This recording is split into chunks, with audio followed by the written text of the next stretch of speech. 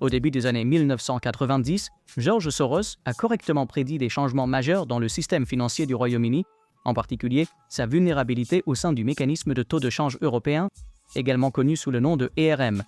En analysant les indicateurs macroéconomiques et les faiblesses sectorielles, notamment la dépendance du secteur bancaire à des taux d'intérêt insoutenables, il a fait un pari historique de 10 milliards de dollars contre la livre sterling.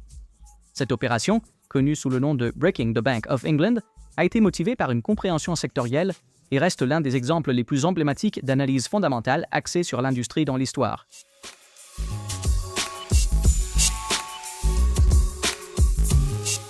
Comprendre le secteur dans lequel une entreprise opère aide à contextualiser sa performance.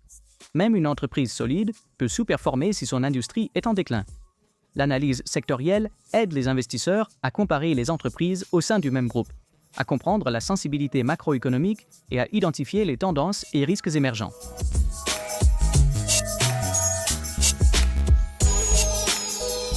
Les secteurs sont de larges segments de l'économie.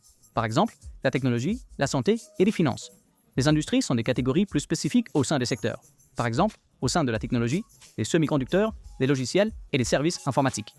Des systèmes de classification comme le Global Industry Classification Standard ou GICS sont souvent utilisés par les analystes.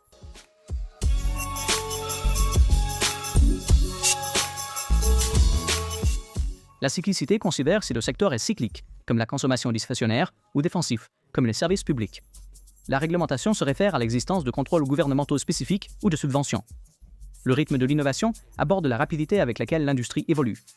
Les marges bénéficiaires reconnaissent que certaines industries sont naturellement plus rentables en raison d'une concurrence moindre ou d'une intensité capitalistique.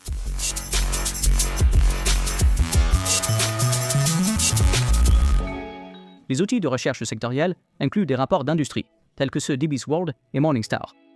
Les fonds négociés en bourse sectorielle et les indices de référence sont également des ressources utiles.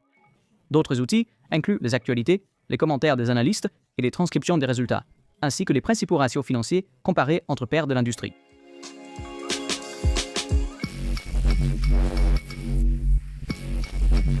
Avant d'investir dans une entreprise, comparez-la à ses pairs au sein de la même industrie.